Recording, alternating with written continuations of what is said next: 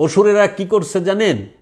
ঈসা রুহুল্লাহকে ঈসা রুহুল্লাহর সামনে দাঁড়ায় বলতেছে, ইহুদি মোল্লারা বলতেছে, হে ঈসা, আমরাই সাক্ষী দিতেছি তুমি কি জন্মান্ধকে চক্ষু দান করেছ, কুষ্ঠরোগীকে তুমি সুস্থ করেছ এবং মৃত মানুষকে জীবিত করেছ এবং মাটি দিয়া পাখি বানায়া তাকে জীবন দিয়ে উড়ায় দিছ। হে ঈসা, আমরাই সাক্ষী দিতেছি তুমি এগুলো সব করেছ, কিন্তু এখন আমরা হে ঈসা রুহুল্লাহ তোমাকে শুলে চড়িয়েছি, তোমার মাথার ময়না কাটার মুকুট লাগিয়েছি, তোমার হাতে প্যারাগ্রে যে ক্রুশ তোমার পিঠে তুমি নিজে বহন করতেছ, তুমি যদি এর ভিতর থেকে বের হয়ে আসতে পারো আমরা সবাই তোমার উপর ঈমান আনবো। দেখছেন কি যুক্তিটা দাঁড় করাইছে? তুমি এত কিছু পারো, তো তুমি তোমার পিঠে যে ক্রুশ লাগাই দিছি, বলো যে এই ক্রুশ সইরা যা, এই ময়না কাটার মুকুট সইরা যা, তেলেই তো হয়। তুমি এখান থেকে বাইচে আসো, কারণ তুমি তো এত কিছু করছো, মরা মানুষের জীবিত করছো, পাখি মাটি দিয়ে পাখি বানায় জীবন দিয়ে উড়াই দিছো, অন্ধরে ভালো করছো, কুষ্ঠরোগীরে ভালো করছো, এখন এখান থেকে বের হও, তাহলে আমরা তোমার উপর ঈমান আনুম এবং তুমি সত্য নবী। তখন ঈসা রুহুল্লাহ তার মাকে বললেন,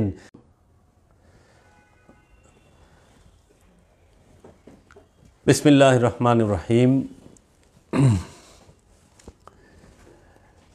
সুপ্রিয় শ্রোতামণ্ডলী, আজ 25শে ডিসেম্বর, রোজ বুধবার, 2024 সাল। আজ থেকে 2024 বৎসর আগে এই পৃথিবীর বুকে আল্লাহর প্রেরিত একজন মহাপুরুষ, যিনি নবী, যিনি রসুল, যিনি আল্লাহর বান্দা আব্দুহু, তার শুভ আবির্ভাব হয়েছেন। সেই মহাপুরুষ তিনি যার আবির্ভাব হয়েছেন, শুভ আগমন হয়েছেন, তিনি রবের কিতাব হিকমত নিয়ে আগমন করেছেন। সেই মহাপুরুষ হচ্ছেন হযরত ঈসা রুহুল্লাহ আলাইহিস সালাতু ওয়াস সালাম। এই ঈসা আলাইহিস সালাতু ওয়াস সালামের শুভ আবির্ভাব দিবসকে পৃথিবীর বুকে অধিকাংশ মানুষ জানেন ক্রিসমাস ডে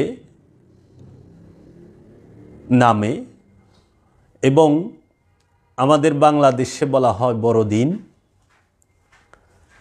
এই নবীর আগমনে পৃথিবীর বুকে যে মানুষ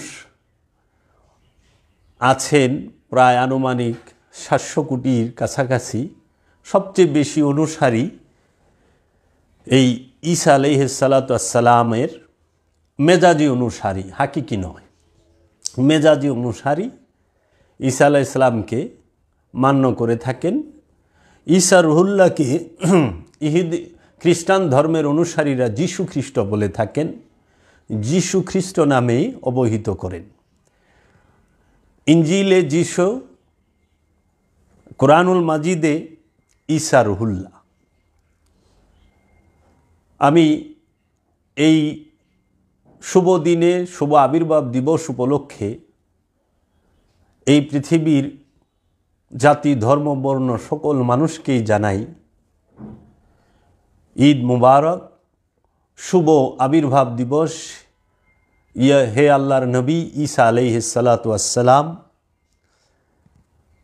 শুভ আবির্ভাব দিবস হে যীশু খ্রিস্ট। প্রথমেই বলে রাখি, মহাপুরুষগণ, নবী রসুলগণ, অলিয়া উলিয়াই কেরামগণ কখনোই কোনো জাতের জন্য আসেন না, কোনো ধর্মের জন্য, তারা কোনো গোষ্ঠীর জন্য আগমন করেন না। মহাপুরুষগণ সার্বজনীন, জাতি, ধর্ম, বর্ণ সব বিষয়ের উপরেই তারা সার্বজনীন। যার জাত আছে তিনি গণ্ডির মধ্যেই সীমাবদ্ধ।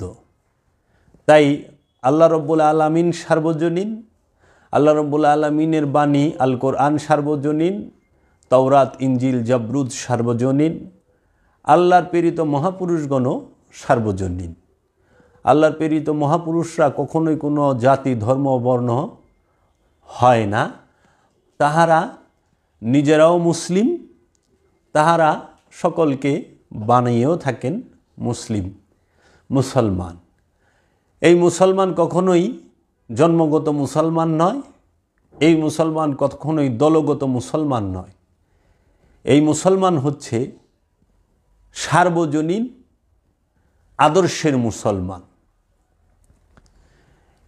ইসলাম শব্দের অর্থ শান্তি, মুসলমান শব্দের অর্থ শান্তিতে বসবাসকারী। ইসলাম শব্দের অর্থ আত্মসমর্পণ, মুসলমান শব্দের অর্থ আত্মসমর্পণকারী। এই ইসলাম যাদের মাধ্যমে আসেন তাহারাই নবী, রসুল, ওলি, আউলিয়ায়ে কেরাম। নবী, রসুল, আউলিয়ায়ে কেরামই ইসলামের মধ্যে আত্মসমর্পণের শিক্ষাটি দান করে থাকেন। এই দিনটি বরকতময়, রহমতের। এই কথাটি আমার নয়, আল কোরআনের। আল্লাহ রব্বুল আলামিন আল্লাহর হাবিব সরকার দু আলম মোহাম্মদ সাল্লাল্লাহু আলাইহি ওয়াসাল্লাম মের পবিত্র জবান মুবারক থেকে ইরশাদ করেন সূরা মরিয়মের 15 নম্বর আয়াতে। যদি আপনারা একটু খেয়াল করেন, আল্লাহ রব্বুল আলামিন বলেন, ওয়াসালামুন আলাইহি ইয়াউমা উলিদা ওয়া ইয়াউমা ইয়ামুতু ওয়া ইয়াউমা ইয়াবআসু হাইয়ান। এর বাংলা অর্থ হচ্ছে, এবং সালাম শান্তি তাহার উপরে জন্মদিনে এবং মৃত্যু দিনে এবং পুনরুত্থান দিনে জীবিত অবস্থায় হাইয়ান। এইখানে আল্লাহর যাহারা মহাপুরুষ নবী রসুল তাহাদেরকে আল্লাহ রব্বুল আলামিন সালাম প্রেরণ করেছেন। ওয়া সালামুন আলাইহি ইয়াউমা উলিদা। ইয়াউমা উলিদা মানে জন্মদিন, ওয়া এবং ইয়াউমা ইয়ামুতু এবং পুনরুত্থান এবং মৃত্যু দিনে, ওয়া ইয়াউমা ইয়াবআসু হাইয়ান এবং পুনরুত্থান দিনে জীবিত অবস্থায়। আল্লাহ রব্বুল আলামিন সালাম জানিয়েছেন এই জগৎবাসীকে, আমাদেরকে, এবং আল্লাহ প্রেরিত মহাপুরুষদেরকে শান্তি দিয়েছেন। কিভাবে? মহাপুরুষদের আগমনের দিনকে, মহাপুরুষদের ওফাত ইন্তেকাল দিবসকে, এবং তিনারা যখন পুনরুত্থান দিবসে তাহারা জীবিত অবস্থায় সবসময় থাকেন, হাইয়ান। ঈসা আলাইহিস সালাতু ওয়াস সালাম সম্পর্কে কোরআনুল মাজিদে বহু প্রশংসা করা হয়েছে। ঈসা রুহুল্লাহ, তিনি আল্লাহর রূহ, স্বয়ং রূহ। ঈসা নফসুল্লাহ না, ঈসা আল্লাহর নফস না। ঈসা আল্লাহর নফস নয়, ঈসা নফসুল্লাহ নাই, ঈসা রুহুল্লাহ। ঈসা আল্লাহর রূহ, স্বয়ং রূহ।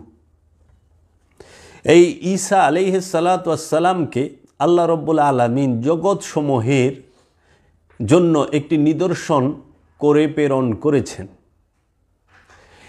এই বাণীগুলো কোরআনুল মাজিদে আছে এবং ঈসা আলাইহিস সালাতু ওয়াস সালামের জিকির কিতাবের মধ্যে করতে বলা হয়েছে।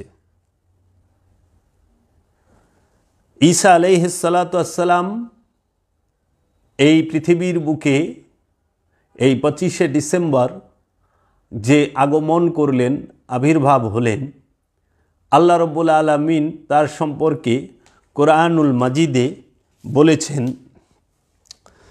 ঈসা আলাইহিস সালাতু ওয়াস সালাম তিনি 3 দিনের শিশু, দোলনায় শুয়ে দোলনার মধ্য থেকে কথা বলেছেন। দোলনায় থাকা অবস্থায় 3 দিনের শিশু ঈসা রুহুল্লাহ মানুষের সাথে কথা বলেছেন, যাহা পৃথিবীতে বিরল। পৃথিবীর বুকে অন্য কোনো মানুষ মায়ের গর্ভ থেকে ভূমিষ্ঠ হয়ে 3 দিনের দিন দোলনা থেকে আজ পর্যন্ত কথা বলেন নাই। এইটাই হচ্ছে ঈসা রুহুল্লাহর সবচেয়ে বড় একটি মৌজেজা। এবং ঈসা আলাইহিস সালাতু আসসালাম তাকে তিনি পিতা ছাড়া, বাবা ছাড়া তিনি মা মরিয়মের গর্ভে আল্লাহ রব্বুল আলামিনের হেকমতে, আল্লাহ রব্বুল আলামিনের তরফ হইতে যে রুহুল আমিন আগমন করেছেন মা মরিয়মের কাছে সুসংবাদ দেবার জন্য। যখন মা মরিয়ম মেহরাবের মধ্যে মোরাকাবা মুশাহেদায় অবস্থায় ছিলেন, তখন সেই আল্লাহর রসুল, রবের প্রেরিত রসুল রুহুল আমিন এসে মা মরিয়মকে সুসংবাদ দিলেন যে, হে মরিয়ম, রবের তরফ হইতে তোমাকে একটি ছেলে সন্তান দান করা হবে। তিনি জগৎসমূহের মধ্যে অন্যতম একজন মহাপুরুষ। তাই আমরা দেখতে পাই কোরআনুল মাজিদে ঈসা আলাইহিস সালাতু আসসালাম সম্পর্কে বলা হচ্ছে সূরা মরিয়মের 30 নম্বর আয়াতে, ক্বালা ইন্নী আব্দুল্লাহ। ঈসা আলাইহিস সালাতু আসসালাম বললেন, ইন্নী, নিশ্চয় আমি আব্দুল্লাহ, আল্লাহর বান্দা। আতানিয়াল কিতাব, আমাকে আল্লাহ রব্বুল আলামিন কিতাব দিয়ে পাঠিয়েছেন, কিতাব দান করেছেন। ওয়া জাআলনি নবিয়ান, এবং আমাকে নবী হিসেবে নির্বাচিত করা হয়েছে, মনোনীত করা হয়েছে। খেয়াল করুন সুপ্রিয় দর্শক মণ্ডলী, 3 দিনের শিশু সূরা মরিয়মের 30 নম্বর আয়াতে বলা হচ্ছে, ক্বালা ইন্নী আব্দুল্লাহ, নিশ্চয় আমি আল্লাহর বান্দা। ঈসা আলাইহিস সালাতু আসসালাম 3 দিনের শিশু, তিনি বলতেছেন নিশ্চয় আমি আল্লাহর বান্দা। 1 ওয়াক্ত নামাজও তখন পড়া হয় নাই, 30টা রোজাও করা হয় নাই, হজ করেন নাই, কুরবানি করেন নাই, যাকাত দেন নাই। কারণ 3 দিনের শিশু, দুলনায় শোয়া অবস্থায়। কুরবানি না করেও আল্লাহর আব্দুহু, যাকাত না দিয়েও আল্লাহর আব্দুহু, 5 ওয়াক্ত নামাজ না পড়েও আল্লাহর আব্দুহু, কোনো মাদ্রাসায় মসজিদে মক্তবে শিক্ষা না নিয়েও আল্লাহর আব্দুহু, কোনোখানে যায়া এই ওয়াজ নসিহত না শুনেও আল্লাহর আব্দুহু। এর কারণ কি? এইটা রহস্যময় বিষয়, এটা গবেষণার বিষয়। জানতে হইলে গবেষণা করতে হবে এবং ভাবতে হবে, এবং রবের দায়মি সলাতে নিজের মন প্রাণকে উৎসর্গ করে এই রহস্যের বিষয়গুলো জানতে হবে। কিভাবে ঈসা রুহুল্লাহ আল্লাহর আব্দুহু বলে সম্বোধন করলেন, এবং তাকে নবী হিসেবে নির্বাচিত করা হয়েছে, এবং তাকে কেতাব দেওয়া হয়েছে। আতানিয়াল কেতাব, আমাকে আল্লাহ কেতাব দিছে। 3 দিনের শিশু, তাকে আল্লাহ কেতাব দিল। সেই কিতাব কোন কিতাব? সেটা কি হস্তলিখিত হিব্রু ভাষায় কাগজ আর কালির বাইন্ডিংয়ের বই? সেটা কি হস্তলিখিত কাগজ কালির বাইন্ডিংকৃত কোনো বই ছিল? হিব্রু ভাষার হস্তলিখিত কাগজ কালির বাইন্ডিংকৃত ছাপাখানা থেকে বাইন্ডিং করা কোনো বই ছিল? ঈসা আলাইহিস সালাতু আসসালাম কি তার মায়ের গর্ভ থেকে কোনো প্রকার বই নিয়ে আসছিলেন? না, আসেন নাই। তাহলে কোন কিতাব আল্লাহ তাকে দিল? 3 দিনের শিশু বলতাছে, ক্বালা ইন্নী আব্দুল্লাহ আতানিয়াল কিতাব, আমাকে কিতাব দেওয়া হয়েছে। সেই কিতাব নিঃসন্দেহে আল্লাহর নূরের কিতাব, নুরি কিতাব, রহস্যময় কিতাব। আল্লাহর এই নূরের রহস্যময় যে দেহ কিতাব, যে নুরি কিতাব, সেই কিতাবটি ঈসা রুহুল্লাহ নিয়ে এসেছেন। তাই আমরা কি নিঃসন্দেহে বলতে পারি না ঈসা আলাইহিস সালাতু আসসালাম তিনি নিজেই আল্লাহর নূরে নূরময় নুরি কিতাব, আল্লাহর জাত নুরি কিতাব। এই ঈসা রুহুল্লাহ কিতাব নিয়ে আগমন করেছেন। এবং তিনি বলতেছেন সূরা মরিয়মের 30 নম্বর আয়াতে, ওয়া জাআলনি নবিয়ান, এবং নিশ্চয় আমাকে আল্লাহ নবী হিসেবে মনোনীত করেছেন, নির্বাচিত করেছেন। নবীকে, নবী কাকে বলে? নবী শব্দের অর্থ কি? নবী শব্দের অর্থই হচ্ছে গায়েবের খবর দেনেওয়ালা, হিডেন নলেজ যার আছে তিনি নবী। নাবা অর্থাৎ সংবাদ, নবী অর্থাৎ সংবাদ দেনেওয়ালা। যিনি গায়েবের সংবাদ দান করেন তিনি নবী। কিসের গায়েবের সংবাদ? এই সৃষ্টি জগৎ এবং রহস্য জগতের অদৃশ্যের খবর যিনি দান করেন তিনি নবী। এই নবী এবং কেতাব এবং আব্দুল্লাহ এই তিনটি শব্দই আপনি একটি আয়াতের মধ্যে পাবেন সূরা মারিয়ামের 30 নম্বর আয়াতে। তারপর ঈসা আলাইহিস সালাতু ওয়াস সালাম তিনি আল্লাহর নবী, আল্লাহর মনোনীত নবী, তিনি আল্লাহর তরফ হতে কিতাবপ্রাপ্ত এবং তিনি আল্লাহর বান্দা। 3 দিনের শিশু মায়ের গর্ভ থেকে ভূমিষ্ঠ হওয়ার পরে দোলনায় শুয়ে বলতেছে, আমি আল্লাহর বান্দা, আল্লাহ আমাকে কিতাব দিয়েছেন এবং আমি আল্লাহর নবী। 3 দিনের শিশু ঈসা আলাইহিস সালাতু ওয়াস সালাম যদি নবী হিসেবে রবের কাছে মনোনীত এবং নির্বাচিত হন, যেই ঈসা আলাইহিস সালাতু ওয়াস সালাম তিনি আল্লাহর রসুল মুহাম্মদ সাল্লাল্লাহু আলাইহি ওয়াসাল্লামের উপরে ঈমান এনেছেন এবং তিনি যে সকল রসুলের রসুল, রসুলদের সর্দার, সুলতানুল মুরসালিন, ইমামুল মুরসালিন, সুলতানে আম্বিয়া আলাইহিস সালাতু ওয়াস সালাম এর সাক্ষী হিসেবেও ঈসা আলাইহিস সালাম একজন স্পষ্ট সাক্ষী। আল্লাহর রসুলের উপরে তিনি ঈমান এনেছেন। সেই আল্লাহর হাবিব মুহাম্মদ মুস্তাফা, আহমদ মুস্তাফা সাল্লাল্লাহু আলাইহি ওয়াসাল্লাম কীভাবে 40 বছরের নবুয়ত প্রাপ্তি হন, এর বিষয়টা সহজ সরল মুসলমানের মাথায় ধরতে চায় না। কারণ আমাদের মুসলমান ইসলাম ধর্মের ভিতরে 73 ফেরকার একটি ফেরকা, তার নাম হচ্ছে ওহাবি মতবাদ। এই ওহাবি মতবাদের আলেমরা আল্লাহর রসুল মুহাম্মদ সাল্লাল্লাহু আলাইহি ওয়াসাল্লাম 40 বছর বয়সে নবুয়ত প্রাপ্ত হয়েছেন এই কথা প্রচার করে থাকে। নাউজুবিল্লাহি মিন যালিক। যেখানে ঈসা রুহুল্লাহ ভূমিষ্ঠ হয়েই বললেন, ওয়া জাআলনি নবিয়ান, আমাকে আল্লাহ নবী হিসেবে মনোনীত করেছেন। সেইখানে এই ঈসা আলাইহিস সালাতু ওয়াস সালামের যিনি নবী, ঈসা আলাইহিস সালাতু ওয়াস সালামের যিনি রসুল, তিনি কিভাবে 40 বছর বয়সে নবুয়ত প্রাপ্ত হন? এটি সম্পূর্ণ মিথ্যা অপপ্রচার করা হয়। আল্লাহর হাবিব ঈসা আলাইহিস সালামের আগমনের আগেও তিনি নবী, আল্লাহর হাবিব ঈসা আলাইহিস সালামের আগমনের আগেও তিনি রসুল। সেইটা কিভাবে? আমরা স্পষ্ট প্রমাণ পাই, আমা আরসালনাকা ইল্লা রাহমাতাল লিল আলামিন, হে আমার হাবিব, আমি আপনাকে জগৎসমূহের রহমত করে প্রেরণ করেছি। তাহলে আল্লাহর হাবিব তিনি নবী, তিনি ওলি, তিনি আব্দুহু, তিনি রসুল, তিনি উম্মি এবং তিনি জগৎসমূহের রহমত। তা আল্লাহর রসুল রহমত করে আল্লাহ রব্বুল আলামিন আল্লাহর রসুলকে কবে পৃথিবীর বুকে পাঠালেন? সেটা কি আজ থেকে 1450 বছর আগে, নাকি বাবা আদমের আগমনেরও আগে? এবং এই পৃথিবীর বুকে এই সৃষ্টির মধ্যে 18,000 মাখলুকাত সৃষ্টির আগে থেকে আল্লাহর হাবিব তিনি রহমত, তিনি বরকত, তিনি নিয়ামত। তাই এই ওহাবিদের ষড়যন্ত্র আমরা সাধারণ মুসলমানেরা বুঝতে পারি না। এই না পারার দরুন রসুল সাল্লাল্লাহু আলাইহি ওয়াসাল্লামকে নিয়ে এবং আল্লাহর রসুলের যে বংশধর আওলাদে রসুল, আলে রসুল, তাদেরকে নিয়ে বিভিন্ন বাজে মন্তব্য এই ওহাবি মূর্খরা করে থাকেন, এই অজ্ঞরা করে থাকেন। কারণ ওহাবিদের মূল দর্শনটি হচ্ছে অনুষ্ঠান কেন্দ্রিক। ওহাবিরা অনুষ্ঠানকে একমাত্র মূল বিষয় বলে ধরে নেয়। এরা অনুষ্ঠান সর্বস্ব, অনুষ্ঠানের বাহিরে এদের কোনো প্রকার জ্ঞান চর্চা নাই এবং কোনো প্রকার জ্ঞানের বিষয় তাদের জানা নাই। তারা শুধু কাগজ কালির এবং ভাষার বাইন্ডিংকৃত কিতাবকে কিতাব বলে মনে করেন। কিন্তু আল্লাহর নবীগণ, আল্লাহর রসুলগণ, আল্লাহর অলিগণ যে জিন্দা কিতাব, আল্লাহর জাত নূরে নূরময় কিতাব, সেই জাত নূরে নূরময় কিতাবকে জীবনেও তারা পাঠ করতে পারলেন না। তাহারা জীবনভরা শুধু কাগজ কালি এবং ভাষার বাইন্ডিংকৃত বই পড়ে পড়ে এই মগজকে শুকিয়ে ফেললেন।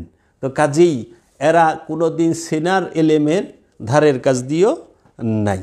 তারপরে দেখুন ঈসা আলাইহিস সালাতু ওয়াস সালাম সম্পর্কে আল্লাহর নবী ঈসা আলাইহিস সালাতু ওয়াস সালাম তিনি যে আল্লাহর মনোনীত একজন নবী, সেই বিষয়ে কোরআনুল মাজিদে স্পষ্ট অনেক কথা আল্লাহ রব্বুল আলামিন তুলে ধরেছেন। সূরা আল ইমরানের 46 নম্বর আয়াতে আল্লাহ বলতেছেন, তিনি দোলনায় থাকা অবস্থায় এবং পরিণত বয়সে মানুষের সাথে কথা বলবেন এবং তিনিই হইবেন পুণ্যবানদের মধ্য হইতে একজন। দোলনা থেকে কথা বলে, এটা কিন্তু কোনো আজগবি শরীফ, কোনো হুজুর শরীফ কিংবা কোনো মানুষের রচিত বই থেকে বলা হয় নাই। এটা কোরআনুল মাজিদের সূরা আল ইমরানের 46 নম্বর আয়াতে বলা হয়েছে, তিনি দোলনায় থাকা অবস্থায় এবং পরিণত বয়সে মানুষের সাথে কথা বলিবেন এবং তিনিই হইবেন পুণ্যবানদের মধ্য হইতে একজন। তাহলে ঈসা রুহুল্লাহ তিনি পুণ্যবানদের মধ্য হইতে একজন। তারপরে একটু খেয়াল করেন, সূরা আল ইমরানের 48 নম্বর আয়াতে বলা হয়েছে, এবং তিনি আল্লাহ তাকে শিক্ষা দেবেন কিতাব এবং হিকমত মানে বিজ্ঞান এবং তাওরাত এবং ইনজিল। ঈসা আলাইহিস সালামকে আল্লাহ শিক্ষা দেবেন কিতাব এবং হিকমত এবং তাওরাত এবং ইনজিল। সূরা আল ইমরানের 48 নম্বর আয়াত একটু খেয়াল করেন, আল্লাহ শিক্ষা দিবেন। নবীকে কে শিক্ষা দেয়? আল্লাহ রব্বুল আলামিন। রসুলকে কে শিক্ষা দেন? আল্লাহ রব্বুল আলামিন। অলিকে কে শিক্ষা দেন? আল্লাহ রব্বুল আলামিন। নবী, রসুল, উলিয়ায়ে কেরাম আল্লাহ রব্বুল আলামিনের কাছ থেকে শিক্ষা গ্রহণ করেন। আল্লাহ নিজে তাদেরকে শিক্ষা দেয়। আল্লাহ নিজ হাতে তাদের চেহারাকে তৈরি করে। আল্লাহর সুরতে আল্লাহ নিজে ওলিদের চেহারা তৈরি করে, নবীদের চেহারা তৈরি করে, রসুলদের চেহারা তৈরি করে। আদমের চেহারা আল্লাহর চেহারা। আল্লাহ নিজে বলছে, আমি আদমকে আমার নিজ হাতে তৈরি করেছি। আদমকে আল্লাহ নিজ হাতে তৈরি করেছে। এখন আল্লাহ যে ঈসা নবীকে কিতাব শিক্ষা দিলেন, সেই কিতাব কোন কিতাব? সেই কিতাবের নাম কি? শিক্ষক আল্লাহ আর ছাত্রকে ঈসা আলাইহিসসালাম।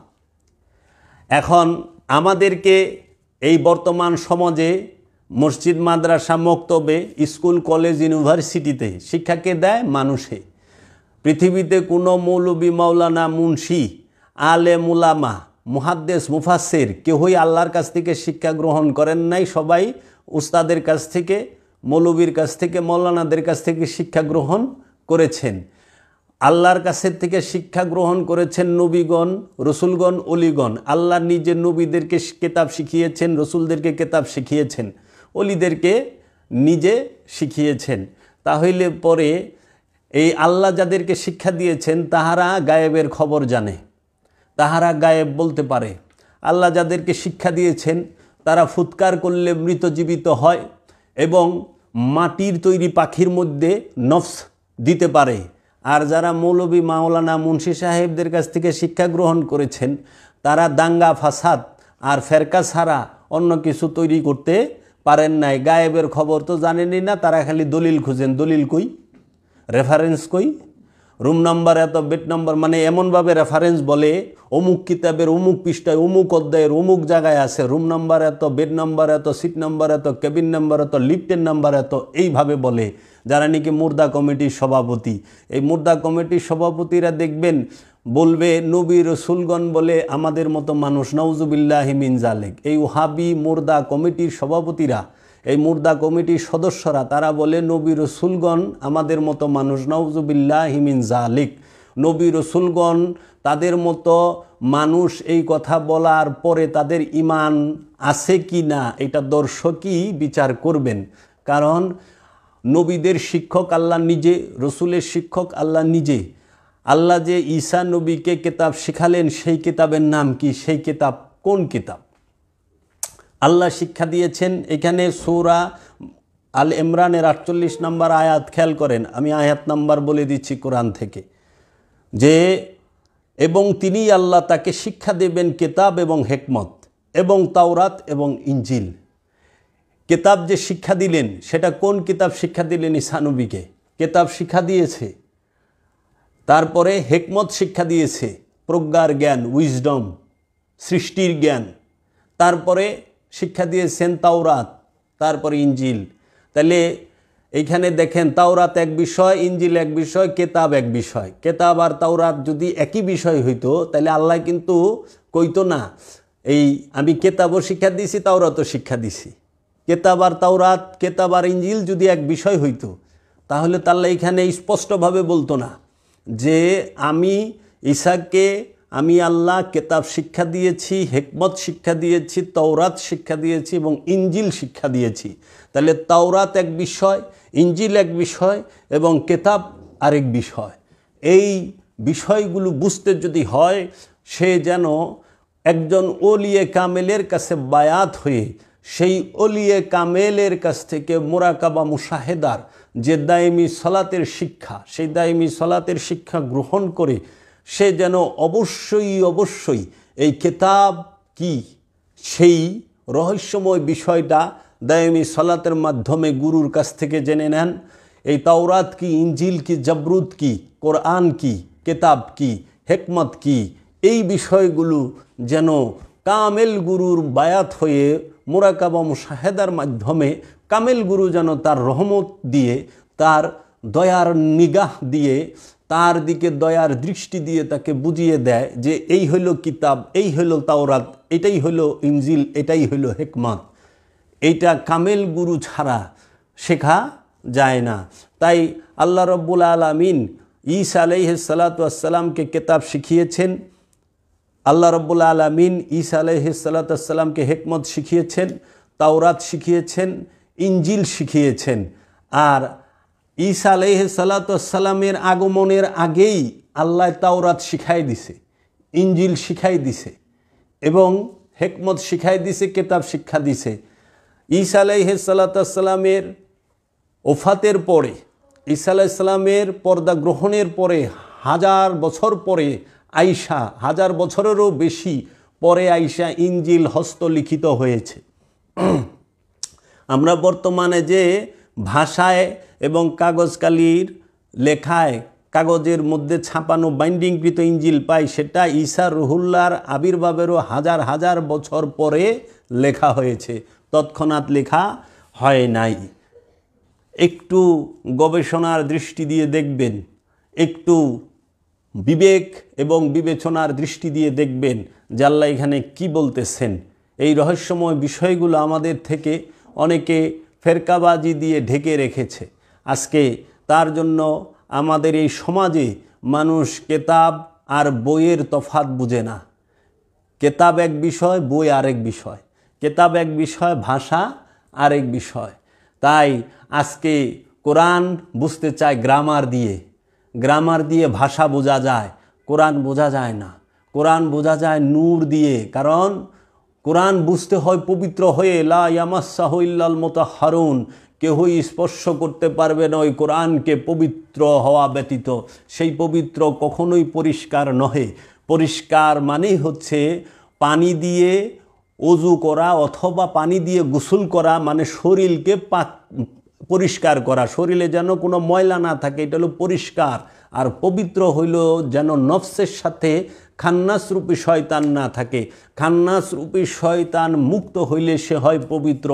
আর ওই পবিত্র ব্যক্তি পবিত্র কোরআন যে, নূরি কোরআন যে, সেই কোরআনকে স্পর্শ করতে পারে, নূরি কেতাব যে সেই কেতাবকে পাঠ করতে পারে, সেই কেতাবের শিক্ষা গ্রহণ করতে পারে। তাই আমি আপনাদের কাছে বিনীত অনুরোধ রাখব, আগে পরিষ্কার এবং পবিত্রতার পার্থক্য বুঝেন, আগে কেতাব এবং বইয়ের পার্থক্য বুঝেন, আগে এই যে মুসলমান, এই মুসলমানের মধ্যে কয়টি স্তর, কয়টি ভাগ, সেটিও বোঝার চেষ্টা করেন। এখন আমরা দেখব ঈসা রুহুল্লাহ তিনি আগমন করে কি করলেন। স্পষ্ট কুরআনুল মাজিদে আল্লাহ রাব্বুল আলামিন সূরা আল ইমরানের 49 নম্বর আয়াতে বলতেছে যে, এবং তাকে বনি ইসরাইলদের দিকে রসুল করিবেন, নিশ্চয়ই তিনি বলিবেন তোমাদের রবের পক্ষ হইতে অবশ্যই আমি তোমাদের নিকট আয়াত নিদর্শন লইয়া আসিয়াছি। ঈসা রুহুল্লাহ আল্লাহর তরফ থেকে আয়াত নিয়ে এসেছেন। এখন কোরআনের আমরা যে মেজাজি কোরআন পড়ি, আরবি ভাষার কোরআন পড়ি, আরবি ভাষার কোরআনের মধ্যে যে লাইন তাকে যদি আমরা আয়াত বলে থাকি, সেটাই যদি প্রকৃত আয়াত হয়, তাহলে ঈসা রুহুল্লাহ যে আয়াত নিয়ে আগমন করলেন সেটা কোন আয়াত? সেটা কোন আয়াত? তিনি তো আরবি ভাষার একটা লাইন নিয়ে আসেন নাই।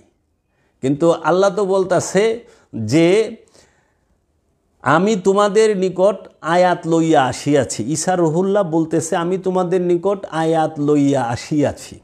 আয়াত বলতে কি বোঝায়? এই আয়াত যদি আরবি ভাষার আরবি লাইন হয়, তাহলে পরে ঈসা রুহুল্লাহ তার আরবি ভাষা না।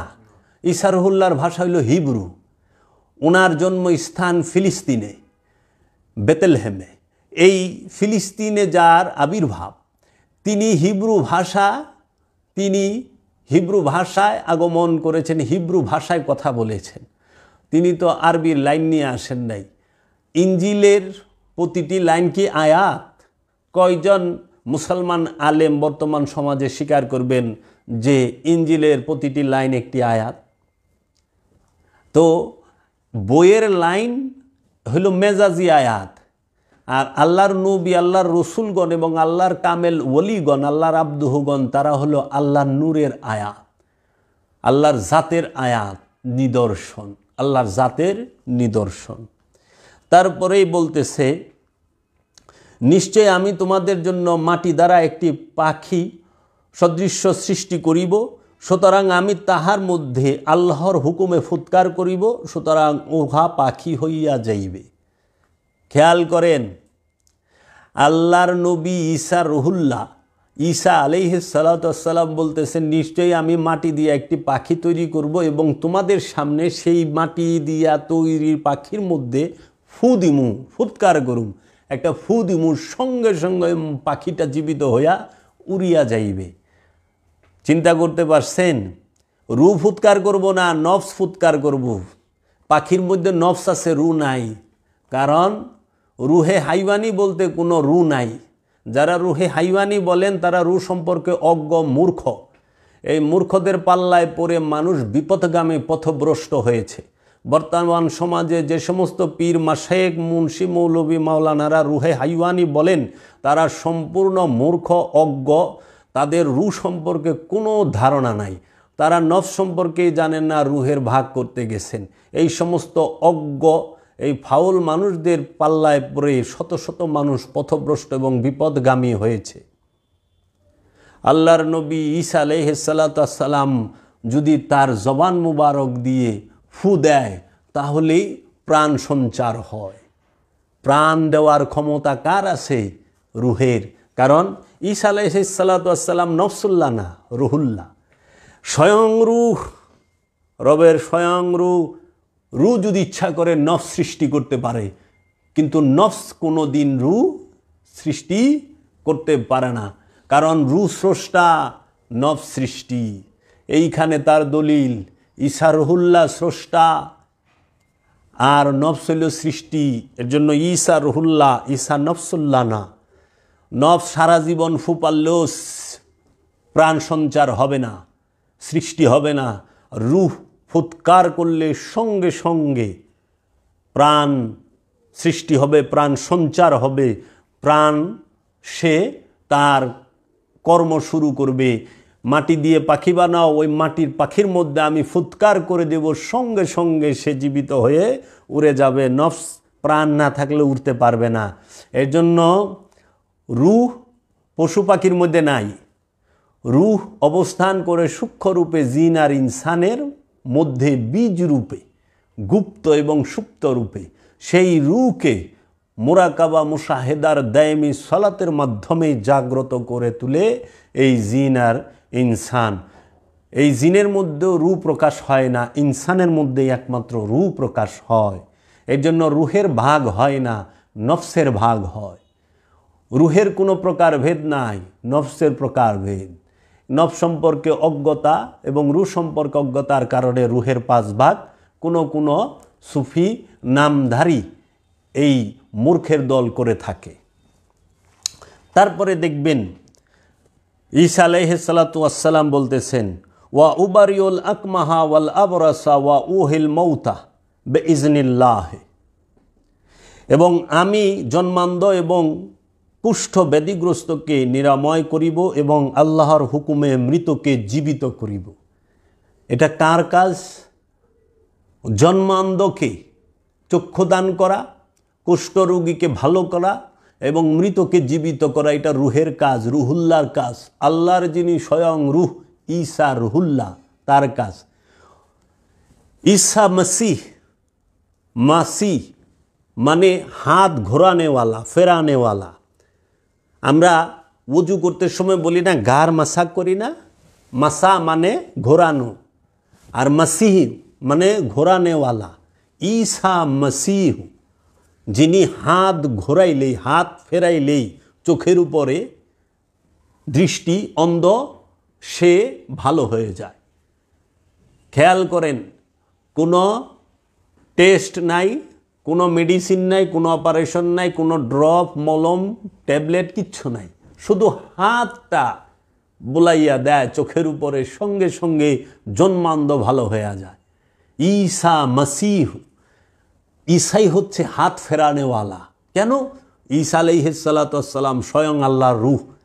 আল্লাহর রূহ যখন নফসের উপরে হাত ফেরায়, ওই রুহের হাত মুবারক ফেরায়, তখন এই নফসের ইন্দ্রিয় সচল হয়ে যায়। কারণ চোখ একটা ইন্দ্রিয়, তার দৃষ্টি বন্ধ থাকে। রুহ যখন তার হাতটা ওই ইন্দ্রিয়ের মধ্যে ঘোরায়া দেয়, তখন সেই ইন্দ্রিয় সচল হয়ে যায়। জন্মান্ধ সে ভালো হয়ে যায়, কুষ্ঠরোগী সে ভালো হয়ে যায়। এখন আমাদের সমাজের মধ্যে আমরা যারা আছি তারা তো রুহুল্লাহ না। এখন আমরা নিজেরাই ডাক্তারের কাছে যাই এবং যাইয়া ইহুদি খ্রিস্টানরা সায়েন্স টেকনোলজি গবেষণা করে যে মেশিনপত্র বানাইছে, ওই দিয়ে এক্সরা করে আমরা সেইগুলো দিয়া পরীক্ষা করে চিকিৎসা করি। কারণ আমরা রুহুল্লাহ না, আমাদের মধ্যে রু জাগ্রত। আচ্ছা, এখন প্রযুক্তি সাথে, এই বিজ্ঞানের সাথে কোরআনের সম্পর্ক আছে, আধ্যাত্মবাদের এবং সুফিদের সম্পর্ক আছে। সুফিদের থেকে বিজ্ঞানের আগমন, কোরআনুল মাজিদের থেকেই বিজ্ঞানের প্রতি অনুপ্রেরণা এবং গবেষণা। তারপরেই ঈসা রুহুল্লাহ, তিনি মৃতকে জীবিত করেন। 7 দিনের মরা, সেই কফিন সরাইয়া বলল তুমি আল্লাহর হুকুমে উঠে দাঁড়াও, সঙ্গে সঙ্গে আল্লাহর হুকুমে মৃত উঠে দাঁড়ালো। ঈসা রুহুল্লাহ তিনি মৃতকে জীবিত করলেন। এবং শুধু তাই নাই, আল্লাহ বলতেছেন ওয়া উনাবিকুম বিমা তাকুলুনা ওয়া মা তাদাখিরুনা ফিল বুয়ুতিকুম, এবং আমি তোমাদের সংবাদ দেব তোমরা যাহা খাইয়া আসিয়াছ এবং তোমাদের ঘরের মধ্যে যাহা রাখিয়া আসিয়াছ। ইন্না ফি জালিকা আয়াতাল্লাকুম ইন কুনতুম মুমিনিন, নিশ্চয়ই উহার মধ্যে তোমাদের জন্য আয়াত নিদর্শন রহিয়াছে যদি তোমরা মুমিন হও। একটু খেয়াল করেন, ঈসা রুহুল্লাহ শুধু মাটি দিয়ে পাখি তৈরি করেন, পাখিকেই জীবিত, মাটি দিয়ে তৈরি পাখিকেই জীবিত করেন নাই, শুধু জন্মান্ধকেই ভালো করেন নাই, কুষ্ঠরোগীকে ভালো করেন নাই, মৃতকে জীবন দিয়ে মৃত ব্যক্তিকে জীবিত করেন নাই। আরও বেশি বলতেছে আমার ভক্তদের মধ্যে কে কি খায় আসছে এবং কার বাড়িতে কোন জায়গায় দাও, খন্তা, আলমারি কি কি আছে, আসবাবপত্র আমি সব বলে দিতে পারি। সেই ঈসা আলাইহিস সালাতু ওয়াস সালাম, তিনি এই ঈসা রুহুল্লাহ, তিনি এত মৌজেজা, এত কিছু দেখিয়েছেন। এটি আল কোরআন থেকে বললাম, আমার একটি বিষয়ও কোরআনের বাহিরে নয়। আমি কোরআন গবেষণা করি, কোরআন জানার চেষ্টা করি, কোরআন শেখার চেষ্টা করি। আমার মুর্শিদের থেকে আমি কোরআন শিখি। আমার শিক্ষক, আমার উস্তাদ হচ্ছেন এই পৃথিবীর বুকে সর্বশ্রেষ্ঠ ইসলাম গবেষক, যুগ শ্রেষ্ঠ মহামানব, ওলিয়ে কামেল, মুর্শিদে মুকাম্মেল, জামানার মুজাদ্দেদ, যিনি এই পৃথিবীর বুকে সুফি জগতের অন্যতম একজন নক্ষত্র। তিনি হচ্ছেন কালান্দার বাবা জাহাঙ্গীর, চেরাগে জান শরীফ কালান্দার বাবা জাহাঙ্গীর বা ইমান আল সুরেশ্বরী অফিয়ান হুঁ। আমার মুর্শিদ কেবলা ও কাবা। আমি আমার মুর্শিদের থেকেই এই শিক্ষা গ্রহণ করি। আমার মুর্শিদই আমাদেরকে নুরি কোরআনের শিক্ষা দান করেন, নুরি কিতাবের শিক্ষা দান করেন, হেকমতের জ্ঞান দান করেন আমাদেরকে। আমরা সবাই যদি ওলিয়ে কামেলের কাছ থেকে শিক্ষা গ্রহণ করতে পারতাম, আমাদের সমাজের মধ্যে এই ধর্মের নামে কুসংস্কার, ধর্মের নামে মারামারি, হানাহানি এবং ফতোয়া দিয়ে আল্লাহর সৃষ্টি শ্রেষ্ঠ মানব আশরাফুল মাকলুকাত তাকে নির্বিচারে হত্যা করা হতো না। কারণ ধর্মই মানুষ এনেছে, মানুষ সেই ধর্ম এনেছে, ধর্ম কোনোদিন মানুষকে আনে নাই, মানুষই ধর্মকে এনেছে, মানুষই ধর্মকর্ম করে, ধর্ম কোনোদিন মানুষ আনতে পারে নাই। ধর্মের দোহাই দিয়ে যেন আমরা মানুষে মানুষে মারামারি হানাহানির মধ্যে লিপ্ত হয়ে এক ভাই এক মানুষ আরেক মানুষকে হত্যা না করি। কোনো সুফি, কোনো মহাপুরুষই কাউকে আঘাত করার শিক্ষা কোনো দিন দেন নাই এবং কোনো প্রকার অত্যাচার জুলুমের শিক্ষা দেন নাই।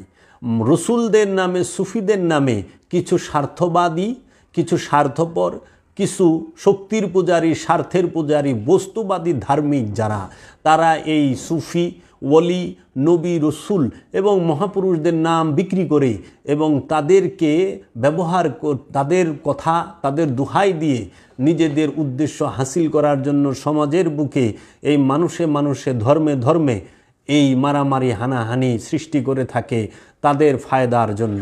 আপনারা ভুলেও এই সমস্ত স্থানে আপনারা কখনোই করবেন না, তাদের ফাঁদে পা দেবেন না। আপনারা সুপ্রিয় দর্শক, আমি আজকে ঈসা আলাইহিস সালাতু ওয়াস সালাম, তিনি সমগ্র মানব জাতির নবী। তাকে কেউ মানুক চাই না মানুক, সমস্ত নবীরাই মানব জাতির জন্য, মানব জাতির হেদায়েতের জন্য আগমন করেন। এর জন্য আমরা দেখতে পাই ঈমান আনতে হবে কার উপরে? ঈমান আনতে হবে রবের উপরে, ঈমান আনতে হবে কিতাবের উপরে, ঈমান আনতে হবে ফেরেশতাদের উপরে, ঈমান আনতে হবে নবী এবং রসুলদের উপরে।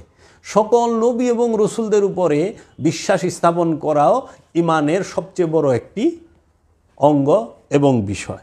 আজকে আমরা কোরআন থেকে দেখব ঈসা আলাইহিস সালাতু ওয়াস সালামকে আল্লাহ রাব্বুল আলামিন কি কি দিয়ে প্রেরণ করেছেন, কোরআনের দলিল কোথায় কোথায় আছে। সর্বপ্রথম ঈসা রুহুল্লাহ, ঈসা আলাইহিস সালাতু ওয়াস সালাম, তিনি স্বয়ং আল্লাহর রূহ। দ্বিতীয়ত ঈসা আলাইহিস সালাতু ওয়াস সালাম তিনি আল্লাহর একজন নবী। ঈসা আলাইহিস সালাতু ওয়াস সালাম তিনি আল্লাহর একজন রসুল। ঈসা আলাইহিস সালাতু ওয়াস সালাম তিনি আল্লাহর একজন বান্দা, আব্দুহু। আল্লাহ রাব্বুল আলামিন ঈসা আলাইহিস সালাতু ওয়াস সালামকে কিতাব দিয়া পাঠিয়েছেন। আল্লাহ রাব্বুল আলামিন ঈসা আলাইহিস সালাতু ওয়াস সালামকে কিতাব দিয়ে পাঠিয়েছেন।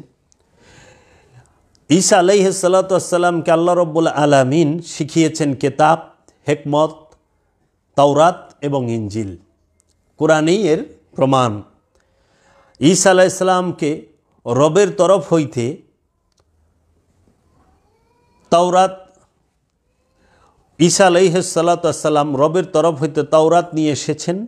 তিনি দুনিয়ায় থাকা অবস্থায় কথা বলেছেন। ঈসা আলাইহিস সালাতু ওয়াস সালাম রবের তরফ হইতে আয়াত নিয়ে এসেছেন। তিনি জন্মান্ধকে ভালো করেছেন।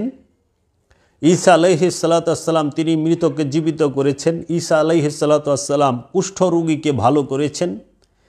ঈসা আলাইহিস সালাতু ওয়াস সালাম মাটি দিয়ে তৈরি পাখির মধ্যে নফস ফুৎকার করেছেন, নফস প্রাণ দিয়েছেন। এবং ঈসা আলাইহিস সালাতু ওয়াস সালাম তার ভক্তদের মধ্যে কে কি খেয়েছেন তাহা বলে দিতেন এবং ভক্তদের মধ্যে কার বাড়িতে কি কি আছে সেটাও তিনি তার স্থান থেকে বলে দিতেন। ঈসা আলাইহিস সালাতু ওয়াস সালামকে তার রব বরকতময় করিয়া মনোনীত করিয়াছেন এবং তিনি মহানবীর উপর ঈমান এনেছেন এবং তিনি যে সর্বশ্রেষ্ঠ রসুল তার সাক্ষী হয়েছেন।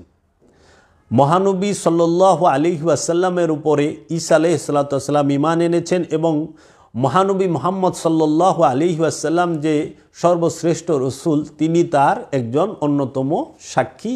এটি কোরআনুল মাজিদেই তার দলিল দেওয়া আছে।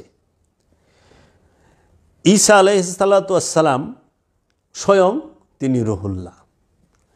এই ঈসা আলাইহিসসালাতু ওয়াসসালাম এইখানে যে প্রায় 14 থেকে 15টি গুণ আমি বললাম, এগুলো নিয়ে এসেছেন।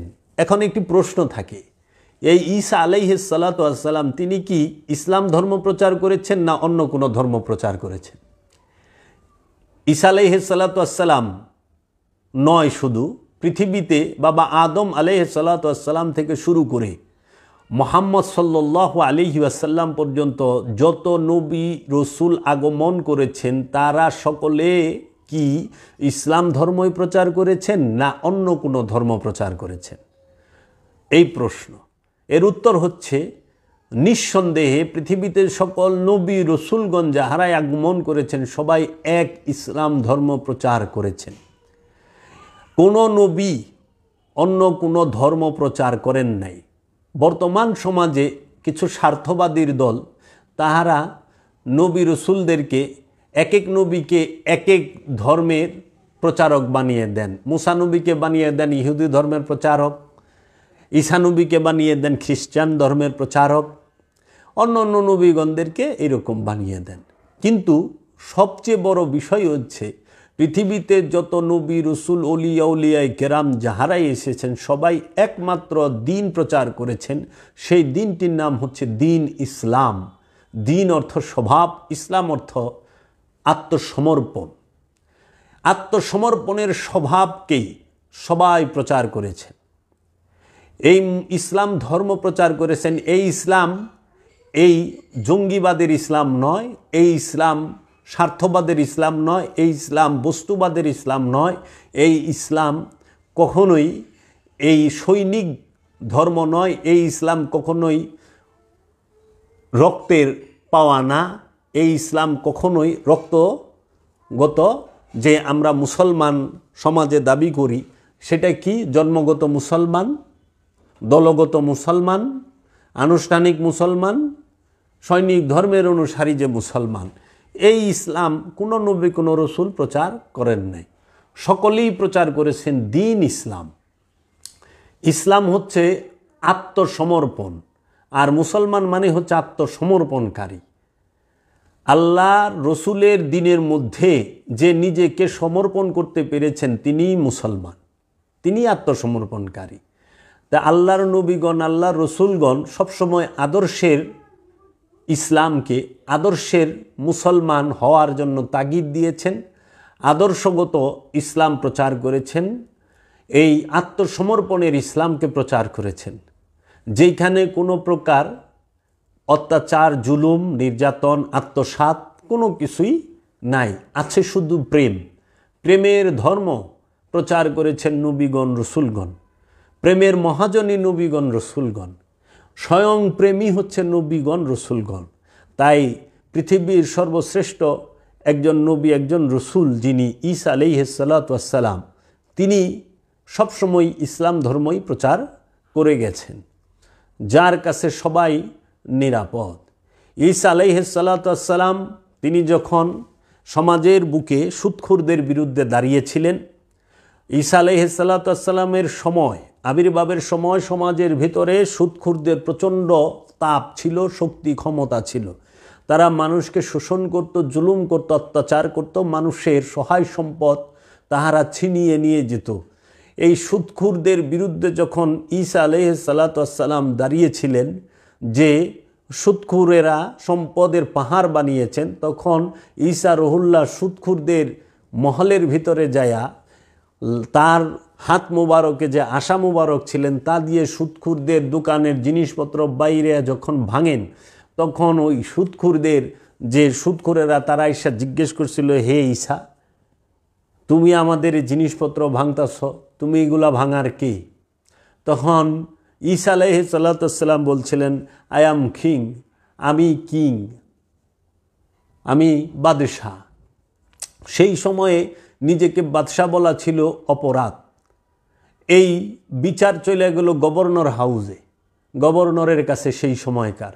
তো গভর্নর ঈসা আলাইহিস সালাতু ওয়াস সালামকে হাজির করার জন্য ফরমান দিলেন। ঈসা আলাইহিস সালাতু ওয়াস সালামকে যখন হাজির করা হইল গভর্নরের প্রাসাদে, জিজ্ঞেস করা হইল, ঈসা আপনি কি নিজেকে বাদশাহ বলেছেন, কিং বলেছেন?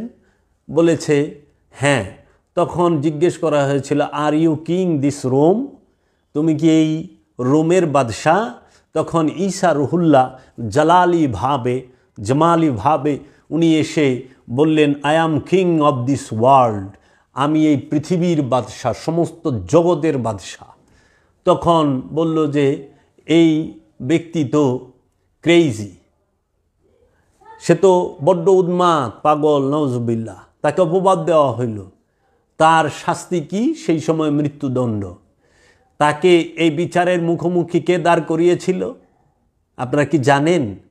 সেই সময় ইহুদি মোল্লা সবসময় আসিল।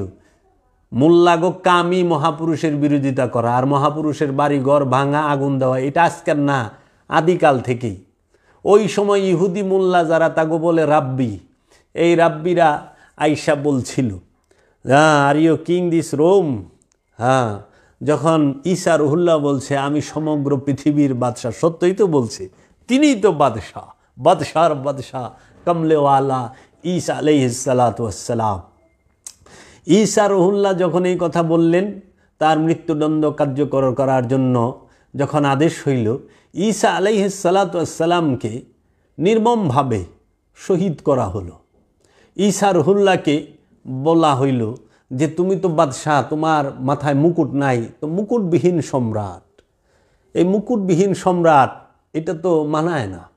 তখন সেই সময়কার জালেম ইহুদি মোল্লারা ঈসা রুহুল্লাহকে একটি ময়না কাটার মুকুট বানায়া, একটি ময়না কাটার বিরার মতো বানায়া, মাথায় পরায়া, জাতা দিয়া ময়না কাটা, যে দুইটা কাটা ভিতরে প্রবেশ করায় দেয়। ঈসা রুহুল্লাহর মাথা মোবারক দিয়ে রক্ত দর দর করে পড়তাছে। মুকুটবিহীন সম্রাটকে মুকুট দিল এই ইহুদি মোল্লারা। তখন আপনারা দেখবেন যে যদি আপনারা খ্রিস্টানদের চার্চে যান, দেখবেন যিশু খ্রিস্টের একটি আছে যে ক্রসের মধ্যে তার হাত পা মধ্যে পেরাক মারা এবং মাথায় একটা ময়না কাটার মুকুট দেওয়া। কারণ তিনি বলেছিলেন আমি পৃথিবীর বাদশাহ। ঈসা রুহুল্লাহকে মাথায় ময়না কাটার মুকুট পরিয়ে দেওয়া হয়েছিল। তারপরে ঈসা রুহুল্লাহকে চাবুক দিয়ে মারতে মারতে রক্তাক্ত করে ফেলা হয়েছে।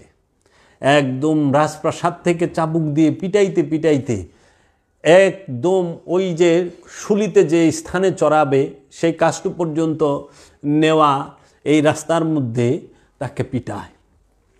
ঈসা রুহুল্লাহর ভক্তরা, সাহাবিরা, জন, পিটার, পল, তাহারা ঈসা রুহুল্লাহকে নিজের জীবন বাঁচাইতে যায় অস্বীকারও করেছিল। ওই গভর্নরের সৈন্যরা জিজ্ঞাসিল, ঈসারে চেনো?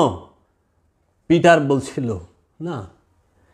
ঈসা রুহুল্লাহ সে বলেছিল পিটারকে, সূর্যাস্তের আগে তুমি আমাকে 3 বার অস্বীকার করবা। পিটার বলছিল, প্রভু এটা আপনি কি বলেন, আমি অস্বীকার করব? হ্যাঁ, তুমি অস্বীকার করবা। এই ঈসা আলাইহিস সালাতু ওয়াস সালাম তার রবের প্রতি বলেছিলেন, হে আমার এলাহি, ইয়া এলাহি, তুমি তো আদনা থেকে আদনা একটা শিয়ালরেও থাকার একটা গর্ত দিছ। তুমি তোমার সন্তান, তোমার এই বান্দা ঈসাকে তুমি কি দিছ? তুমি তো একটা ঘরও দাও নাই। ঈসা রুহুল্লাহর থাকার একটি ঘর ছিল না। ঈসা আলাইহিস সালাতু ওয়াস সালাম জঙ্গলের মধ্যে জলপাই গাছের ডাল ধরে দাঁড়িয়ে থাকতেন। ঈসা আলাইহিস সালাতু ওয়াস সালাম খাবার দাবার অত গ্রহণ করতেন না। 2 মাস পরে এরকম একটু মাছ মুখ লাগাইতেন তিনি। ঈসা রুহুল্লাহ তিনি যখন জঙ্গলের ভিতরে থাকেন জলপাই গাছের ডাল ধরে, তখন ঈসা রুহুল্লাহকে এই গভর্নরের যারা সিপাহী তারা পাচ্ছিল না। তো ঈসা আলাইহিস সালাতু ওয়াস সালামের একজন ভক্ত ছিল, তাকে বলছিল এই ইহুদি মোল্লারা যে ঈসা রুহুল্লাহ কোথায় আছে, তুমি আমাকে কও, আমরা হেরে দইরা আনুম, কিচ্ছু কম না, খালি 2-4টা কথা জিগাম। তোমার এই স্বর্ণ মুদ্রা দিলাম 1 পোটলা, আর কথা দিলাম, ওয়াদা করলাম তোমার কাছে কিচ্ছু কম না। তো সে তাদের এই দুষ্ট কথা, দুষ্ট মির ভিতরে তাদের পইটা যায়, তাদের মধ্যে আইসা যায়। তখন সে কি করে, ঈসা রুহুল্লাহ কোথায় আছে সেটা বলে দেন। ঈসা রুহুল্লাহকে ইহুদি মৌলবীরা ধইরা রাজপ্রাসাদে এনে নির্মম অত্যাচার যখন শুরু করে, তখন ঈসা রুহুল্লাহর সাহাবী বলছিল, তোমরা না আমার কাছে ওয়াদা করছো, তোমরা ঈসা রুহুল্লাহরে কিছু বলবা না, তো তোমরা ঈসা রুহুল্লাহকে আমার দয়ালে মারতাছো কে? কয় কিসের ওয়াদা? এর জন্য মুনাফেকদের ওয়াদা, মুনাফেকদের লগে বেঈমানদের সাথে ওয়াদা বন্ধ হইতে যায় না। সর্বকালে সর্বসময়ই এই মুনাফেকের দল মুনাফেকি করছে। তো ইহুদি মোল্লারা কি করলো, ঈসা রুহুল্লাহকে বিচারের মুখোমুখি করে তাহারা শুলে চড়ানোর ব্যবস্থা করে দিল ঈসা রুহুল্লাহকে। ঈসা আলাইহিস সালাতু ওয়াস সালাম তার সাহাবী দিয়েই এই ইহুদি মোল্লাদের হাতে বন্দী হন। সাহাবীর ইনফরমেশনে মোল্লাদের, ইহুদি মোল্লাদের হাতে বন্দী হন। ঈসা আলাইহিস সালাতু ওয়াস সালাম যখন বলছে আমি বাদশাহ, মুকুটবিহীন বাদশাহ মানায় না, মুকুটবিহীন সম্রাট, ময়না কাটার মুকুট লাগায় দেয়। তাকে শুলে চড়ানোর আগে এই হাতের মধ্যে পেরাক মারা হয়, হাতের তালুতে, এই হাতের তালুতেও পেরাক মারা হয়, এবং পায়ের মধ্যেও পেরাক মারা হয়। 2 পা একত্রিত করে গজারি পেরাক মেরে তাকে শুলে চড়ানো হয়। সেই সময় ইহুদিদের মধ্যে প্রচলন ছিল, যখন ঈসার আবির্ভাব ঘটবে, ঈসার প্রকাশ হবে, তখন তিনি 3টি শব্দ উচ্চারণ করবেন, দিল মাদাল তো দিল মাদাল সাবাকাতানি দিল মাদাল, এইরকম একটি শব্দ তিনি উচ্চারণ করবেন। যখন ঈসা রুহুল্লাহকে রক্তাক্ত করে ফেলা হয়, মা মরিয়ম ফেল ফেল করে তাকায় দেখে তার সন্তানকে তার চোখের সামনে শুলে চড়ানো হচ্ছে। মা মরিয়ম তার বুকের চাদর দিয়ে সন্তানের রক্ত মুছে। আমার মুর্শিদ কালান্দার বাবা জাহাঙ্গীর একদিন আলোচনা করতে গিয়ে বলছিলেন, ভালোকে তো সবাই ভালোবাসে, মন্দকে যে ভালোবাসতে পারে সেই তো মহাপুরুষ। ঈসা রুহুল্লাহ তার সময়ে একটি মেয়ে, সে দেহ বিক্রি করত বাজারে। আমাদের ভাষায়, আপনারা মনে কষ্ট নেবেন না আমার এই শব্দটা, আমি জানার বোঝার জন্য বলতেছি, বাজারে যাকে বেশ্যা বলা হয়, দেহ বিক্রি করত। এইরকম একটি মেয়েকে ওই সম্প্রদায়ের মানুষেরা এই পর্যন্ত, ইহুদি মোল্লারা এই পর্যন্ত গাইরা পাথর মাইরা মাইরা ভালাইব, শাস্তি তার। যখন এই সংবাদ ঈসা রুহুল্লাহর কাছে গেল, ঈসা রুহুল্লাহ সেখানে উপস্থিত হইলেন, একটি দাগ দিছে, দাগ দিয়া বলছে, তোমাদের একটি পাথর যেন এই দাগের বাহিরে এই মেয়ের শরীরে মাথায় না লাগে। তোমরা তো চেনো আমি ঈসা রুহুল্লাহ, আমি কি করতে পারি। সবাই ওই সময় ভয় পায় গেল যে ঈসা এখানে এসে দাঁড়াইছে। ঈসা রুহুল্লাহ হাতটা বাড়ায়া ওই বাজারের মেয়েটাকে টান দিয়া উঠায়া সে তারকে উদ্ধার করল। সঙ্গে সঙ্গে মেয়েটি ঈসা রুহুল্লাহর পায়ের মধ্যে সেজদায় পড়ে গেলেন এবং ঈসা রুহুল্লাহকে জড়ায় ধরলেন। ঈসা রুহুল্লাহ বাঁচাইলেন। ভালোকে সবাই ভালোবাসে, মন্দকে যে ভালোবাসতে পারে সেই মহাপুরুষ। ঈসা আলাইহিস সালাতু ওয়াস সালামকে যখন শুলিতে চড়াইতে যায় প্রচণ্ড আঘাত করে, মারে, তার অনুসারীরা জানের ভয়ে সবাই অস্বীকার করছে। শুধু মা মারিয়াম, যাকে ম্যারি বলা হয়, মা মারিয়াম ফেল ফেল করে চায় দেখতেছে। পৃথিবীর বুকে এত সরল, এত সহজ কোনো নবী এইভাবে মায়ের খায় নাই। আমাদের গ্রামের বাসায় বলা হয় এত লেদা, মায়ের খায় কিচ্ছু কয় না, মায়ের খায় কিচ্ছু কয় না। মায়ের খাইতেছে ঈসা রুহুল্লাহ, নিজের ক্রোশ নিজে বহন করে চলতেছে। মায়ের খাইতে খাইতে চামড়াগুলো উঠা যায় চাবুকের সাথে। তাই ঈসা রুহুল্লাহর মা মারিয়াম চায়া চায়া দেখতেছে। ঈসা রুহুল্লাহ কখনো মা মারিয়ামকে মা বলতো না, ভার্জিন বলতো, কুমারী বলতো, কারণ মা হইতে গেলে পিতা লাগে, তিনি তো পিতা ছাড়া তার আবির্ভাব, এর জন্য তিনি মা বলতেন না, কুমারী বলতেন। কুমারী, তুমি তোমার ছেলেকে শেষবারের মতো দেখে নাও। মা, তুমি তোমার ছেলেকে, কুমারী, তুমি তোমার সন্তানকে শেষবারের মতো দেখে নাও। ওই মেয়েটি, মায় দেখতাছে সন্তানকে পিটায়, ওই মেয়েটি তার চুল দিলা দিয়ে ঈসা রুহুল্লাহর রক্তগুলো মুছে, মাথার চুল দিয়া গুরুর রক্ত মুছে। ঈসা রুহুল্লাহ হাইটা যায়, পায়ের চিহ্ন এবং রক্তের ফোঁটা পড়ে, সেই ফোঁটাগুলোকে সে মাথার চুল দিয়া মুছে। ঈসা রুহুল্লাহ বলছিল, যদি কেউ তোমাকে এক গালে থাপ্পড় দেয়, তুমি আরেকটি গাল বাড়ায়া দিও। প্রেমের ধর্মই ক্ষমা, প্রেম ক্ষমা করতে জানে। তো ঈসা রুহুল্লাহ, সেই মেয়েটি যখন, এই মেয়েটি স্বীকার করছে, হ্যাঁ ঈসা আমার গুরু, আমি ঈসাকে চিনি, ঈসা আমার গুরু, ঈসা রুহুল্লাহকে আমি চিনি। আর অনেকেই অস্বীকার করেছে তার খাদেমরা। যখন শুলে চড়ায় দেয় শেষবারের মতো বলে, তিনি তার মাকে, ভার্জিন, কুমারী, তুমি তোমার সন্তানকে শেষবারের মতো দেখে নাও। মা মরিয়মকে বলে, মা তুমি যে দেখতাছ, এই যে মানুষের রূপে এরা টিটকারির ভাষায় আমার দিকে তুচ্ছ তাচ্ছিল্য করে ফেল ফেল করে হাসতাছে, টিটকারি তচ্ছিল্য তামাশা করতেছে, তুমি জানিয়ে রাখো এরা মানুষরূপী অসুর, এরা সবাই মানুষরূপী অসুর। মানুষরূপী অসুর যারা, তারা দেবতা চিনে না, তারা দেবতা চিনে না। তাই আমি চলে যাচ্ছি, আমি আর থাকবো না এই অসুরের মাঝে। অসুর কখনো দেবতা চিনে না, অসুর দেবতাকে হত্যা করে।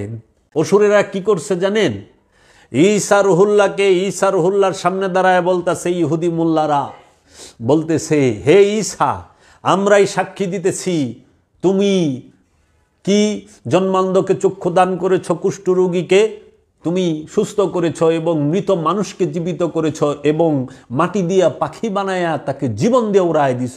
হে ঈসা, আমরাই সাক্ষী দিতেছি তুমি এগুলো সব করেছ, কিন্তু এখন আমরা, হে ঈসা রুহুল্লাহ, তোমাকে শুলে চড়িয়েছি, তোমার মাথার ময়না কাটার মুকুট লাগিয়েছি, তোমার হাতে প্যারাক গেড়ে যে ক্রুশ তোমার পিঠে তুমি নিজে বহন করতেছ, তুমি যদি এর ভিতর থেকে বের হয়ে আসতে পারো, আমরা সবাই তোমার উপর ঈমান আনব।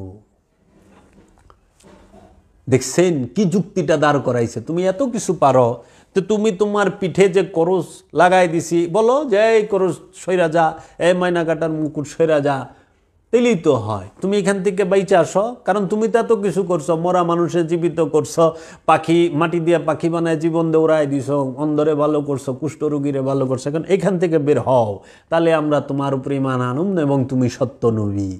তখন ঈসা রুহুল্লাহ তার মাকে বললেন, ভার্জিন, তুমি এদেরকে দেখে নাও, এরা যে টিটকারি এবং তুচ্ছ তাচ্ছিল্যের ভাষায় কথা বলছে এবং বেংসি মাইরে আসবার লইছে, টিটকারির ভাষায় হাসে না, এরা সবাই মানুষরূপী অসুর, অসুরেরা দেবতা চিনে না। তাই আমি চলে গেলাম। ঈসা রুহুল্লাহকে তারা শুলে চড়িয়ে হত্যা করে ফেলল, হত্যা করে ফেললো, মেরে ফেললো, মাইরা ফেলায় দিল। কোরআন বলতেছে তোমরা অসংখ্য নবী রাসূলকে হত্যা করেছ। আর আমাদের সমাজে এখনকার মৌলবী মুন্সিরা, ঈসা রুহুল্লাহ ওইভাবেই আসমানে চলে গেলেন, উনি আবার আসবেন, বৈশা এই যে তর্ক বিতর্ক লাগায় দিছে। হত্যা করছে এই কথা কয় না, আল্লাহর নবীদের, আল্লাহর রসুলদেরকে হত্যা করা হয়েছে নির্মমভাবে। কেন? এই পৃথিবীতে মানুষ শক্তির পূজা করে, স্বার্থের পূজা করে। শক্তির পূজা এবং স্বার্থের পূজা মানুষ করে। শক্তির পূজারীর সামনে, স্বার্থের পূজারীর সামনে প্রেমের কোনো মূল্যই নাই, সত্যের কোনো মূল্য নাই। আপনারা দেখবেন বর্তমান সমাজে যারা শক্তির পূজারী, স্বার্থের পূজারী, ক্ষমতার পূজারী, তাহারা কনফিডেন্সের সাথে আত্মবিশ্বাসের সাথে কিভাবে মিথ্যা কথা বলে। তারা সব কিছু নিয়ে মিথ্যা বলতে পারে, কারণ তারা স্বার্থের পূজারী, শক্তির পূজারী। এর জন্য স্বার্থের পূজারী, শক্তির পূজারী এবং ক্ষমতা লুবীরা তাদের ক্ষমতায় যাওয়ার জন্য মহাপুরুষে কুবায়া কাটতে, আল্লাহর নবী রসুল অলিদেরকে কুবায়া কাটতে একটুও দ্বিধা করে না। নবী রসুল অলির বাড়িতে লুট করতে একটুও দ্বিধা করে না। নবী রসুল অলির বাড়িতে আগুন জ্বালাইতে একটুও দ্বিধা করে না। আমরা আজ থেকে 2024 সাল আগে ঈসা রুহুল্লাহর বেলায় সেটি দেখেছি। আমরা আজ থেকে 1450 বছর আগে রসুলের বংশের উপরে, আওলাদে রসুলদের উপরে যে নির্মম অত্যাচার, হত্যাযজ্ঞ আমরা দেখেছি এই স্বার্থের পূজারী, ক্ষমতার পূজারী, শক্তির পূজারীরা করেছে। যেই স্বার্থের পূজারী, ক্ষমতার পূজারী, শক্তির পূজারী ইয়াজিদ এবং তার বাহিনী কারবালায় মাওলা হুসাইনকে এবং আওলাদে রসুলদেরকে কুবায়া কাটতে কোনো দ্বিধা করে নাই। তাই সুফিরা কোনো দিন শক্তির পূজা করে না, স্বার্থের পূজা করে না। সুফিরা প্রেমের পূজারী। তাই আমার মুর্শিদ বাবা জাহাঙ্গীর বলেছেন যে শক্তির পূজারী দুনিয়াতে কিছু পেতে চায়, আর প্রেমের পূজারী স্বেচ্ছায় সব কিছু হারাতে চায়। শক্তির পূজারী দুনিয়াতে কিছু পেতে চায়, প্রেমের পূজারী সে সব কিছু স্বেচ্ছায় হারাতে চায়। তো কাজেই এই প্রেমের ধর্ম যারা করে তারাই মুসলমান। এই শক্তি এবং স্বার্থের জন্য এবং ক্ষমতাকে টিকিয়ে রাখার জন্য, ক্ষমতায় যাবার জন্য নবী রসুল অলিদের উপরে আজীবন অত্যাচার হয়েছে, হচ্ছে এবং হবে। এটাই নিয়ম। তো কাজেই আমরা যেন পৃথিবীর বুকে যত নবী রসুল, অলিয়া উলিয়া কেরাম এবং মহাপুরুষ এসেছেন, জাতি ধর্ম বর্ণ নির্বিশেষে, পৃথিবীর যে কোনো ভাষায়, যে কোনো সম্প্রদায়ে, যে কোনো জাতিতে যে কোনো মহাপুরুষ এসেছেন, তাদের যেন সম্মান এবং শ্রদ্ধা করতে পারি এবং তাদেরকে যেন আমরা মহব্বত করি, ভালোবাসি। তাহলে আমরা প্রকৃত মুসলমান হইতে পারবো। এর চেয়ে এছাড়া কোনো উপায় নাই। অনুষ্ঠান দিয়ে কোনো দিন আত্মশুদ্ধি আসে না। আত্মশুদ্ধি আসে নবী রসুলের অলিদের মহব্বতে। মহব্বতই মূল বিষয়, প্রেমই সবচেয়ে বড় বিষয়। ঈমান তখনই আসে যখন রসুলের প্রেম আসে। রসুলের প্রেম, নবীর প্রেম যার মধ্যে নাই, অলির প্রেম, রসুলের প্রেম যার মধ্যে নাই, তার মধ্যে ঈমান কিভাবে আসবে? সে নামের ঈমানদার, স্বার্থে বেশ কমইলেই কূপ দেয়া কল্লা ফেলে দেবে। এই হলো তাদের ধর্ম। তো কাজেই আমরা মনে করি, আমি নিজে বিশ্বাস করি, পৃথিবীতে যত নবী রসুল অলিয়া উলিয়া ইকরাম এসেছে সবাই ইসলামই প্রচার করেছে। সেই ইসলাম কখনোই এই জাতিগত, এই জন্মগত এবং দলগত ইসলাম নয়। সেটি আদর্শের ইসলাম, আদর্শের মুসলমান হওয়ার শিক্ষা দিয়েছেন। আমরা সকলেই যেন আদর্শের মুসলমান হইতে পারি। রব্বুল আলামিন যেন আমাদেরকে সেই রহমত, বরকত এবং নিয়ামত দান করেন। আমি এখানেই রাখলাম। আমি আপনাদেরকে উদারত আহ্বান জানাবো, আপনারা যদি এই সুফিবাদ সম্পর্কে এবং ইলমে তাসাউফ সম্পর্কে জানতে চান, তাহলে আপনারা অবশ্যই আমার মুর্শিদ চেরাগে জান শরীফ কালান্দার বাবা জাহাঙ্গীর বা ইমান আল সুরেশ্বরী ফি আনহুর লিখিত 28টি কিতাব এবং কোরআনুল মাজিদের হুবহু অনুবাদ পাঠ করে দেখবেন। সেইখানে আপনারা অনেক সত্য বিষয়গুলো জানতে পাবেন। আপনাদের প্রতি এই অনুরোধ রেখে এখানেই আমি রাখলাম। সকলেই আমার জন্য দোয়া করবেন এবং এই বিশেষ দিনে, এই পবিত্র ঈদের দিনে ঈদ মুবারক জানিয়ে এখানেই রাখলাম। আসসালামু আলাইকুম ওয়া রাহমাতুল্লাহি